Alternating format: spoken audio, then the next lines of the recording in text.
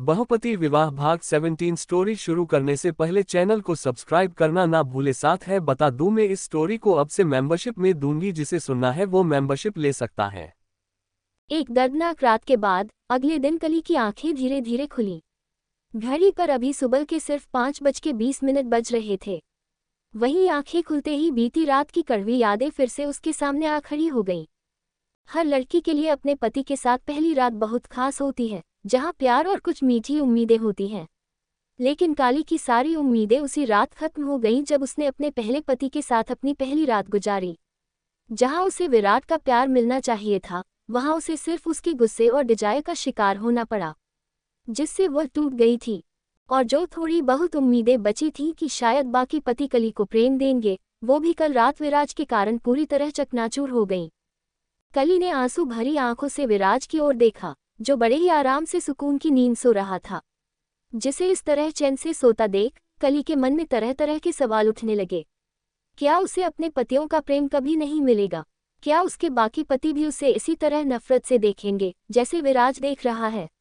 अगर उसकी शादी 5 भाइयों से हुई तो इसमें उसकी क्या गलती? बचपन से कली एक ही चीज देखते आए है कि उसके गांव की हर लड़की की शादी एक से अधिक भाइयों से होती थी। शादी के बाद वे सभी पतियों के साथ रहती थी। जिस लड़की के 2 पति होते, वो पहले बड़े भाई के साथ रात बिताती, फिर छोटे भाई के साथ। जिनके 3 पति होते, वे बड़े से छोटे तक इसी क्रम में समय बिताती।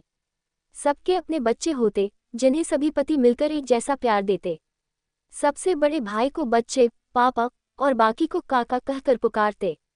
आगे चलकर वे बच्चे भी यही परंपरा निभाते। कली की सहेलियों की भी शादी 2 या 3 भाइयों से हो गई थी, लेकिन उनके पति उन्हें प्रेम करते हैं। वे अपनी शादी से खुश हैं। जब भी वह उनसे मिलती थी, वे हमेशा अपने पतियों की तारीफ करती थी। फिर उसके साथ ऐसी क्या बुराई है कि उसके पति उसे प्यार क्यों नहीं करते? कली की माँ ने कहा था कि वह बहुत भाग्यशाली है, जो उसे 5 पति मिले हैं। उसे माँ द्रौपदी की तरह 5 की सेवा करनी है और उनके कदमों में अपना जीवन बिताना है। इसलिए उसने भी वही स्वीकार कर लिया जो उसने बचपन से देखा था। उसने अपने 5 पतियों को पूरी तरह स्वीकार कर उनसे शादी करी। लेकिन फिर ये 5 कली पर क्यों अपना गुस्सा और नफरत दिखा रहे हैं? यही मासूम कली समझ नहीं पा रही थी। आंसुओं से भरी आंखों से कली बस विराज को एकटक देखे जा रही थी। फिर कुछ देर बाद उसने धीरे से विराज का हाथ अपनी कमर से हटाने की कोशिश की। लेकिन जैसे ही उसने ऐसा किया, विराज की आंखें खुल गईं। उसने कली को देखा, जो उसकी बाहों में थी। उसका हाथ अभी भी कली के खुले कमर पर था।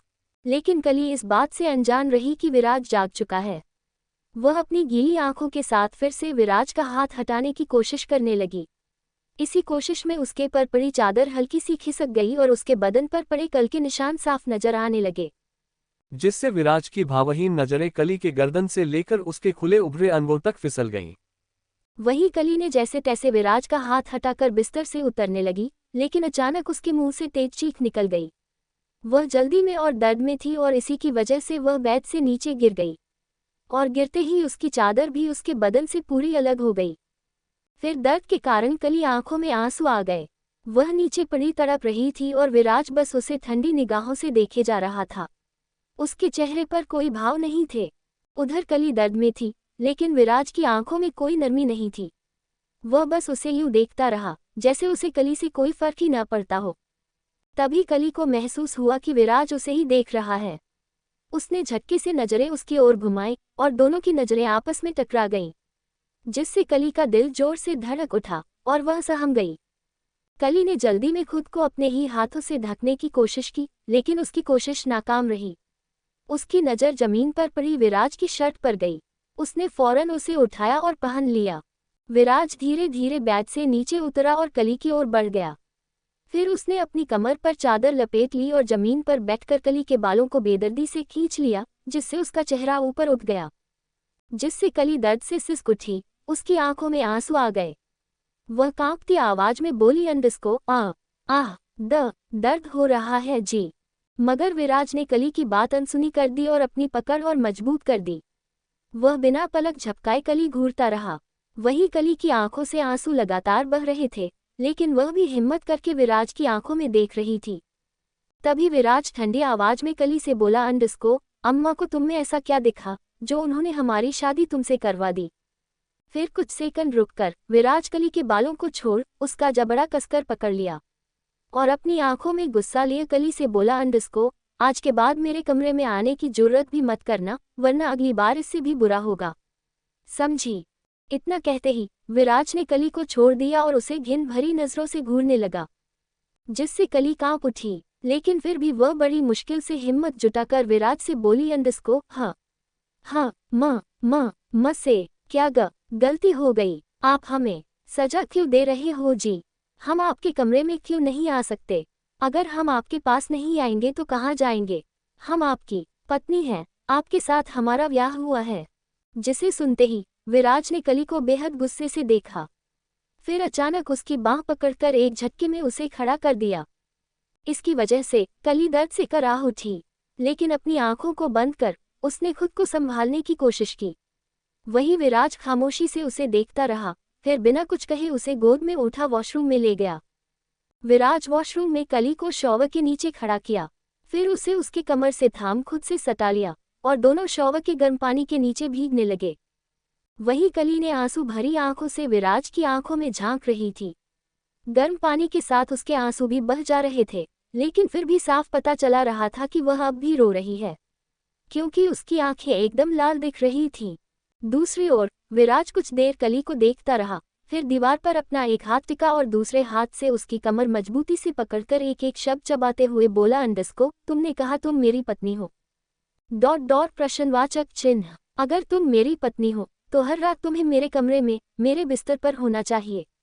अगर तुम मेरी पत्नी हो तो तुम्हें छूने का हक, तुम्हारे साथ पूरी जिंदगी बिताने का हक सिर्फ मुझे होना चाहिए। अगर तुम मेरी पत्नी हो तो तुम्हें सिर्फ और सिर्फ मेरी बनकर रहना चाहिए। क्या तुम कर सकती हो ऐसा?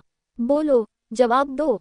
जिसे सुनकर कली ने सिर झुका लिया और धीमी आवाज में बोली, अंडस्को, हम कैसे सिर्फ आपके हो सकते हैं जी? हमारे 5 पति हैं, हम चाहे या न चाहें हमें हर रात आप सब में बंटना ही होगा। हमारे ऊपर आप सभी भाइयों का अधिकार है, जिसे हम किसी से भी छीन नहीं सकते, वरना हम गुनाहगार बन जाएंगे। जिस पर विराज ने कुछ सेकंड कली को घूरा, फिर अचानक उसके गले पर होंठ रख दिया और वहां उसे किस करने लगा, जिससे कली हिल गई। इधर विराज कली को वहां जोर से काटने लगा, जिससे दर्द के मारे उसकी चीख निकलने लगी। इससे बेकाबू होकर विराज ने झटके से कली की शर्ट को चीर डाला, फिर उसके दोनों हाथ अपने कंधों पर रख दिया और उसके पैरों को पकड़कर उसे ऊपर उठाकर उसे अपने करीब कर लिया। वहीं गिरने के डर से कली ने अपने पैरों को विराज की कमर में लपेट लिया और उसे घबराते हुए देखने लगी। दूसरी ओर विराज, जो कली को अभी भी उसी तरह चूम रहा था, अचानक से डेस्परेट होकर कली को अपने आगोश में कर लिया, जिससे कली फिर से चीख उठी। लेकिन विराज रुकता नहीं, बल्कि वह वही करता रहता है जो वह चाहता है। वही कली की तेज सिसकियां विराज को और वाइल्ड कर रही थीं। वह इस तरह से कली पर अपना सारा गुस्सा निकाल रहा था और कली कुछ नहीं कर पा रही थी, सिर्फ अपनी आंखों से आंसू बहाती रही। कली ने विराज को रोकने की कोशिश भी नहीं की और शॉवर का गर्म पानी उन दोनों को भीग रहा था। वहीं विराज खुद को सेटिस्फाई करने में बिजी रहा। करीब 1 घंटे बाद जाकर विराज ने कली को खुद से दूर किया, लेकिन अब तक कली बहुत थक चुकी थी, उसमें खड़े होने की भी हिम्मत तक नहीं थी। वही विराज जैसे ही शॉवर का स्विच बंद किया, कली कांपने लगी। विराज कुछ पलों तक उसे ऐसे ही देखता रहा और फिर पास में रखा बाथरोब उसे पहनाता है और गुस्से से उससे बोला, अंडस्को, अगली बार मेरे कमरे में आने से पहले 10 बार सोच लेना और फिर यहाँ आना।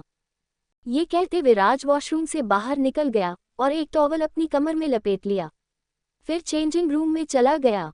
वही कली चुपचाप खड़ी होकर सोच रही थी कि आखिर क्यों हो रहा है उसके साथ ऐसा। उसकी आंखों से आंसू बहने को बेताब थे, लेकिन अब उसने उन्हें अंदर ही रोक लिया और लड़खड़ाते कदमों से बाहर आ गई। फिर विराज की तरफ देखे बिना ही कली बाहर चली गई।